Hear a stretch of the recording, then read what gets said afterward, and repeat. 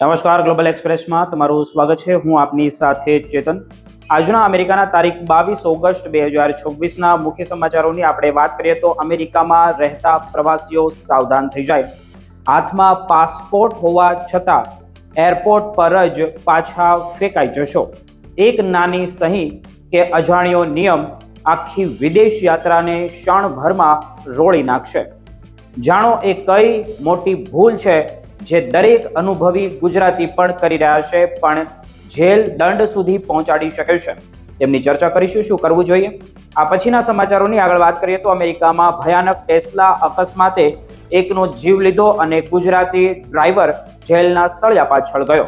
શું અચાનક આવેલી ખેંચ જવાબદાર હતી કે બેફામ દોડતી કાર? 10 વર્ષ સુધીની સજાનો ખતરો તોળાઈ રહ્યો છે ગુજરાતી ઉપર. ત્યારે પોલીસ તપાસમાં સામે આવેલા કયા રહસ્યે આખો કેસ પલટી નાખ્યો છે, તેમની ચર્ચા કરીશું. આ પછીના સમાચારોની વાત કરીએ તો શું અમેરિકામાં પરિવાર કે મિત્રોને પૈસા મોકલવા પર લાગશે નવો ટેક્સ? સોશિયલ મીડિયાના દાવા પાછળ મોટું રહસ્ય શું છે તે જાણીશું. બેંકમાં $10,000 જમા કરાવતી વખતે કરેલી માત્ર એક ભૂલ તમને સીધા IRSના સકંજામાં ફસાવી શકે છે. જાણો કાયદાનું કયું છુપું સત્ય ચોંકાવનારું છે, તેમની ચર્ચા. આ બધા સમાચારોની વિગતે ચર્ચા કરીએ. આપ જોતા રહો ગ્લોબલ એક્સપ્રેસ.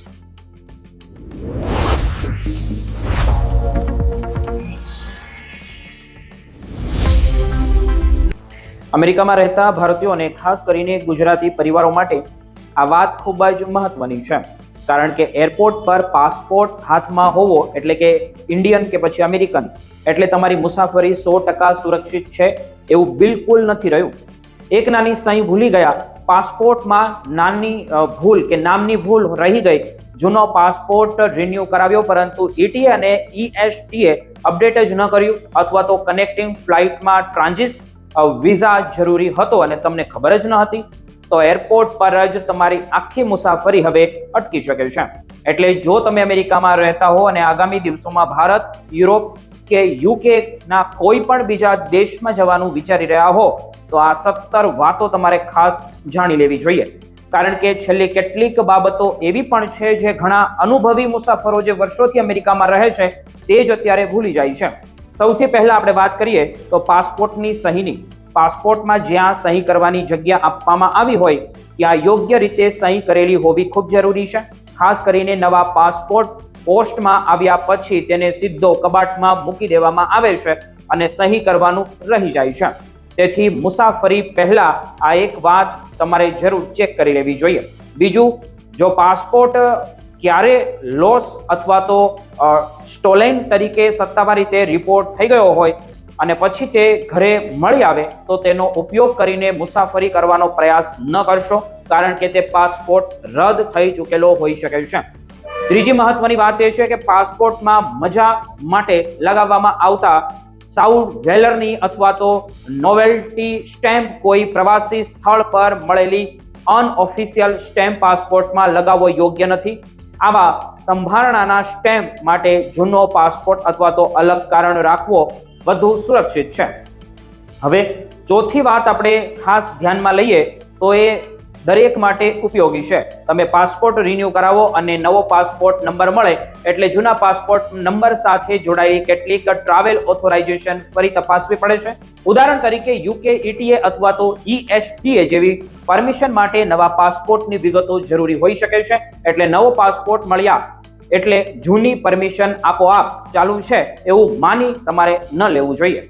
પાંચમી બાબત આપણે જાણીએ તો એ ખાસ કરીને એવા લોકો માટે છે જેમની પાસે બ્રિટિશ અથવા તો આઇરિશ નાગરિકતાનો હક હોય.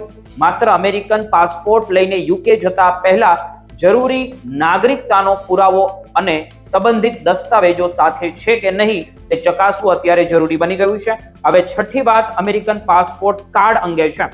આ કાર્ડ ખૂબ જ ઉપયોગી ઓળખપત્ર છે, પરંતુ આંતરરાષ્ટ્રીય હવાઈ મુસાફરી માટે સામાન્ય પાસપોર્ટનો વિકલ્પ નથી. એટલે અમેરિકા પરથી ભારત જવાનું હોય તો પાસપોર્ટ બુક સાથે રાખવી જરૂરી છે. સાતમી વાત આપણે કરીએ તો UK ETA ની છે. UK જતા પહેલા તમારા પાસપોર્ટ અને પ્રવાસની સ્થિતિ પ્રમાણે ETA જરૂરી છે કે નહીં તે સત્તાવાર રીતે તપાસી લો. આ પછી આવે છે યુરોપનું એલ્ટિસ એટલે કે ETIAS જે અંગે સોશિયલ મીડિયા પર ઘણી અફવાઓ જોવા મળી રહી છે કે કોઈ વેબસાઇટ અને તમને હાલ જ ETS માટે કોઈ પૈસા માંગે તો સાવધાન રહેજો અને સત્તાવાર માહિતી વગર ચૂકવણી ન કરશો. યુરોપમાં પ્રવેશ વખતે બાયોમેટ્રિક ચેકિંગ અને એન્ટ્રી એક્ઝિટ પ્રક્રિયા પણ મહત્વની બની રહી છે. તેથી ખાસ કરીને વડીલો અને પરિવાર સાથે મુસાફરી કરતા લોકોએ એરપોર્ટ પર વધારાનો સમય રાખવો જ જોઈએ. અને હવે સૌથી મહત્વનો નિયમ જે શેન્ઝેન વિસ્તારમાં જે 180 દિવસમાં સામાન્ય રીતે 90 દિવસથી વધુ રોકાઈ શકતું નથી. ઓવરસ્ટે કરશો તો આગળની મુસાફરીમાં મોટી મુશ્કેલી ઊભી થઈ શકે છે. જૂના પાસપોર્ટમાં માન્ય વિઝા હોય તો ઘણી પરિસ્થિતિમાં જૂનો પાસપોર્ટ અને નવો પાસપોર્ટ સાથે રાખીને મુસાફરી કરી શકાય છે. પરંતુ સંબંધિત દેશના નિયમો પહેલા ચકાસવા ખૂબ જરૂરી છે.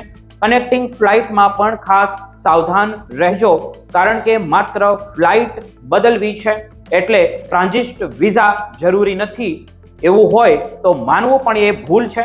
જો સામાન લેવા માટે ઇમિગ્રેશનમાંથી પસાર થવું પડે તો નિયમો બદલાઈ શકે છે. ટિકિટમાં નામ અને પાસપોર્ટના નામમાં પણ ભૂલ બોર્ડિંગ સમયે સમસ્યા ઊભી કરી શકે છે. પાસપોર્ટમાં પૂરતા ખાલી પાના હોવા જોઈએ અને પાસપોર્ટ ફાડેલો, પાણીથી ખરાબ થયેલો કે ચીપને નુકસાન થયેલું હોય તો પણ મુશ્કેલી ઊભી થઈ શકે છે. નવો પાસપોર્ટ મળ્યા પછી નામ, જન્મ તારીખ, લિંક, ફોટો, ઇસ્યુ અને એક્સપાયરી ડેટ બરાબર છે કે નહીં તે તરત જ ચકાસી લો. અને અંતે સૌથી મહત્વની વાત, ઘણા દેશો મુસાફરીના દિવસે પાસપોર્ટમાં ઓછામાં ઓછા 6 મહિનાની માન્યતા માંગે છે, જ્યારે યુરોપ માટે 3 મહિનાની વધારાની માન્યતા અને પાસપોર્ટ છેલ્લા 10 વર્ષમાં ઇસ્યુ થયેલા હોવાની શરત પણ તેમાં લાગુ પડી શકે છે. એટલે અમેરિકામાં રહેતા ભારતીયો અને ગુજરાતીઓ ભારત આવવાનું હોય કે યુરોપ, UK કોઈ પણ દેશમાં તમારે જવાનું હોય તો માત્ર પાસપોર્ટની એક્સપાયર ડેટ જોઈને ઘરેથી નીકળી ન જશો. સહી, વિઝા, ETA, ટ્રાન્ઝિટ નિયમો, નામ, ખાલી પાના, પાસપોર્ટની સ્થિતિ અને ગંતવ્ય દેશની એન્ટ્રી રિક્વાયરમેન્ટ આ બધું પહેલા ચેક કરશો, કારણ કે એરપોર્ટ પર થયેલી એક નાની ભૂલ તમારી આખી મુસાફરીને ભારે પડી શકે છે.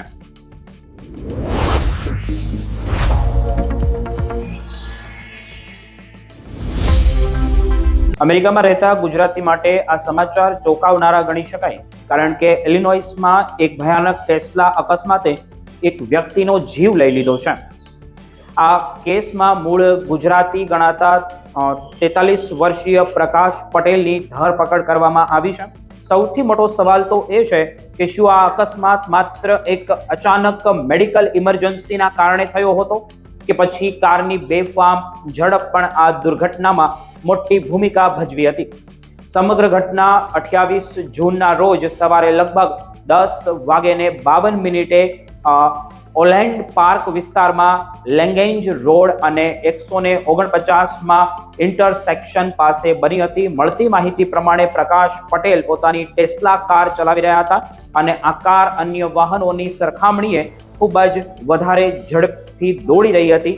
અચાનક ટેસ્લા કાર કાબુ બહાર ગઈ અને એક પછી એક કુલ 3 વાહનોને અડફેટે લીધા. પરંતુ ઘટનાની સૌથી કરુણ વાત તો એ હતી કે રોડ પાસે બસ સ્ટેશન પર ઉભેલા એક રાહદારીને પણ જોરદાર ટક્કર વાગી હતી અને ગંભીર ઈજાના કારણે તેનું ઘટના સ્થળે જ મોત નીપજ્યું હતું. અકસ્માતમાં કુલ 7 લોકોને નાની મોટી ઈજાઓ પહોંચી હતી અને તેમને સારવાર માટે હોસ્પિટલમાં ખસેડવામાં પણ આવ્યા હતા. હવે અહીંથી આ કેસ વધુ ગંભીર બની જાય છે, કારણ કે પ્રકાશ પટેલે પોલીસ સમક્ષ એવો દાવો કર્યો હતો કે ડ્રાઇવિંગ દરમિયાન તેમને ખેંચ આવી હતી અને તેના કારણે તેમને સ્ટેરિંગ પરથી કાબુ તેમણે ગુમાવી દીધો હતો. તેમણે એવું પણ જણાવ્યું હતું કે અકસ્માત કઈ રીતે થયો તેની તેમને કોઈ યાદ જ અત્યારે નથી અને અકસ્માત બાદ તેઓ હોશમાં આવ્યા હતા.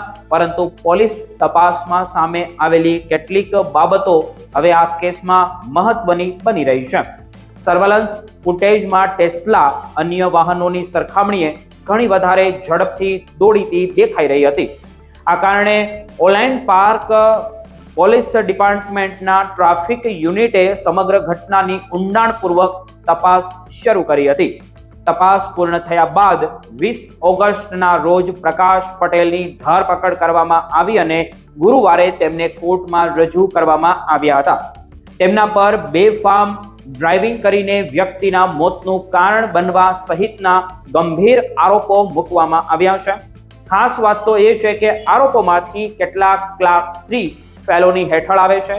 જો કોર્ટમાં આરોપ સાબિત થાય તો 5 વર્ષ સુધીની જેલની સજા પણ થઈ શકે છે અને જો ભૂતકાળમાં પણ આવો ગુનો કર્યો હોવાનું સાબિત થાય તો સજા વધીને 10 વર્ષ સુધીની પહોંચી શકે છે. જો કે અહીં એક વાત ખૂબ જ મહત્વપૂર્ણ છે, સમજવા જેવી છે કે આ સમયે પ્રકાશ પટેલ પર આરોપ લાગ્યો છે, પરંતુ કોર્ટમાં ગુનો સાબિત થાય ત્યાં સુધી તેમને કાયદેસર રીતે દોષિત માનવામાં આવતા નથી. અમેરિકામાં રહેતા ભારતીય અને ગુજરાતી પરિવારોએ આ ઘટનામાંથી એક ગંભીર વાત સમજવાની ખૂબ જરૂર છે કે ડ્રાઇવિંગ કરતી વખતે અચાનક કોઈ મેડિકલ સમસ્યા સર્જાય અને તો તેની અસર માત્ર ડ્રાઈવર પર નહીં પરંતુ રસ્તા પર ઊભેલા અનેક નિર્દોષ લોકો પર પણ પડી શકે છે. બીજી તરફ પોલીસ હવે એ પણ તપાસી રહી છે કે અકસ્માત વખતે કારની ઝડપ કેટલી હતી અને પ્રકાશ પટેલ દ્વારા કરવામાં આવેલા જે ખેંચના દાવાઓની ઘટનાક્રમ સાથે કેટલી સુસંગતતા છે. એટલે આ કેસમાં આગળની કોર્ટ કાર્યવાહી ખૂબ જ મહત્વપૂર્ણ બની રહે છે. એક વ્યક્તિએ જીવ ગુમાવ્યો, 7 લોકો ઈજાગ્રસ્ત થયા અને હવે એક ગુજરાતી મૂળના વ્યક્તિ સામે ગંભીર કાયદાકીય કાર્યવાહી શરૂ થઈ છે. આગળની તપાસ અને કોર્ટના સામે આવનારી વિગતો જ આખી ઘટનાની સાચી તસવીર સ્પષ્ટ કરશે.